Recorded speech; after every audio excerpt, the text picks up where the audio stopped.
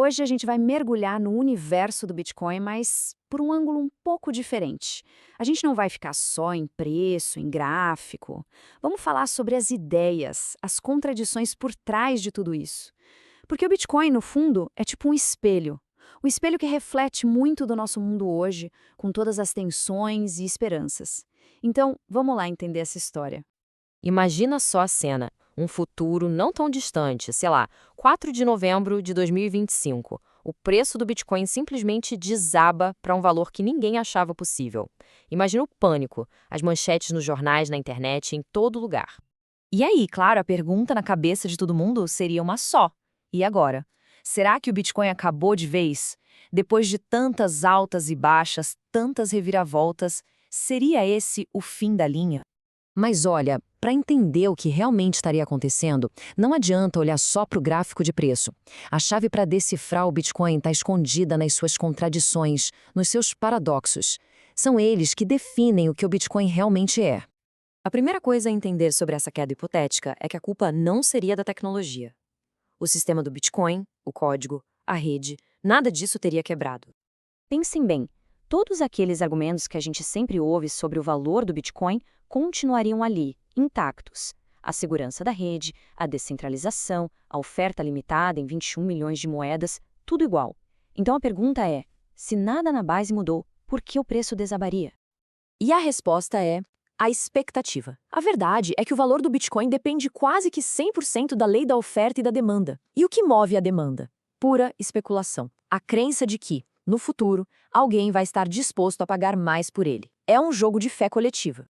E isso leva a gente direto para o primeiro grande paradoxo. O modelo econômico do Bitcoin parece que funciona de trás para frente. É o contrário de quase tudo que a gente conhece na economia. Olha que loucura! No nosso mundo, a necessidade vem primeiro. As pessoas precisam se alimentar, então os fazendeiros produzem comida. A demanda cria a oferta. Com o Bitcoin, a lógica foi invertida.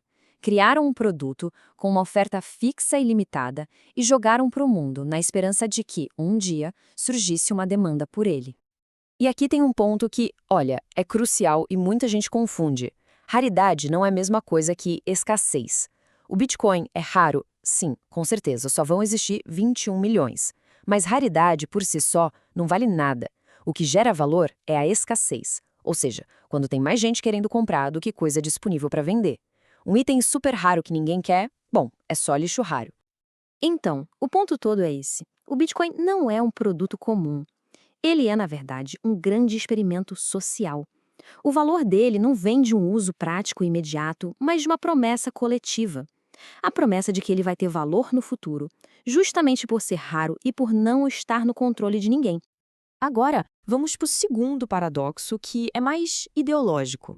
É sobre a distância gigantesca entre a ideia original do Bitcoin e o que ele virou hoje em dia. Pensa na ironia. O Bitcoin nasceu com um discurso libertário, para ser um sistema sem precisar de confiança em governos ou bancos.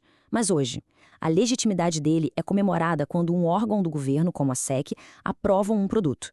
E a galera usa corretoras que são, na prática, os novos bancos. O sistema não foi derrotado, ele simplesmente abraçou o Bitcoin e o trouxe para dentro. E essa é talvez a distinção mais importante de todas. O protocolo do Bitcoin, a rede de computadores, os mineradores, isso sim continua super descentralizado e resistente.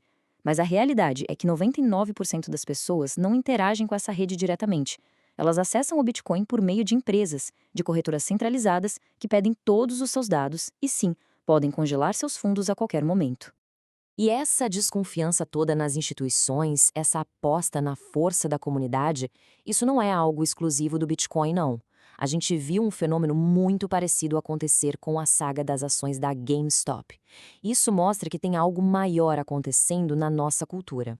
Para a gente entender essa história da GameStop, precisa saber rapidinho o que é vender a descoberto ou short selling. De forma bem simples, é quando grandes fundos de investimento apostam bilhões de dólares que uma empresa vai quebrar. Eles vendem ações que nem têm, esperando comprar de volta mais barato lá na frente e lucrar com a queda. O que aconteceu foi o seguinte: um grupo de pequenos investidores, organizados num fórum no Reddit, percebeu essa aposta massiva contra a GameStop. E eles decidiram se unir. Começaram a comprar ações da empresa em massa, o que fez o preço disparar. Isso criou o tal do short squeeze. Os grandes fundos que estavam apostando na queda foram forçados a comprar as ações de volta a preços altíssimos para limitar o prejuízo. E isso fez o preço subir ainda mais. Foi uma bola de neve, uma tempestade perfeita.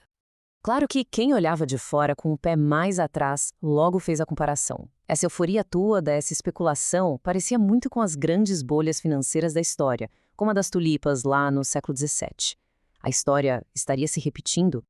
Mas o que realmente conectava tanto a galera da GameStop quanto a comunidade do Bitcoin era uma crença muito profunda. A crença de que o sistema financeiro tradicional é manipulado, é um jogo de cartas marcadas a favor dos grandes. E que essa era uma chance de virar o jogo. Era uma narrativa clássica de Davi contra Golias. E é aqui que a gente amarra tudo. O Bitcoin, no fim das contas, talvez não seja a cura para os problemas do nosso sistema, mas sim um sintoma perfeito deles. Tem uma frase que, para mim, resume tudo de um jeito brilhante. O verdadeiro concorrente do Bitcoin não é o ouro, não são as ações, é a desesperança. É o sentimento que milhões de pessoas têm sobre o próprio futuro, sobre as instituições que, em teoria, deveriam estar ali para protegê-las. É só parar para pensar. Onde a proposta de valor do Bitcoin soa mais forte? Em países com hiperinflação, com governos autoritários, com instabilidade. O Bitcoin não cresce por mérito próprio necessariamente. Ele cresce no vácuo deixado pela falha do sistema tradicional. É um sintoma dessa falha. E aí vem a crítica final, talvez a mais dura. Num cenário de colapso de verdade, sem energia elétrica, sem internet, ativos físicos, como ouro, como terra, continuariam existindo. Já os ativos digitais, que dependem de toda essa infraestrutura para existir, se tornariam pó, inacessíveis. Então, no final, a gente fica com essa pergunta no ar. A ascensão do Bitcoin é o sinal de uma tecnologia genial que vai reinventar o mundo? Ou será que é só um reflexo, uma acusação bem clara da fragilidade e da desconfiança que a gente sente em relação ao sistema que nós mesmos construímos? A resposta, assim como o próprio Bitcoin, está longe de ser simples.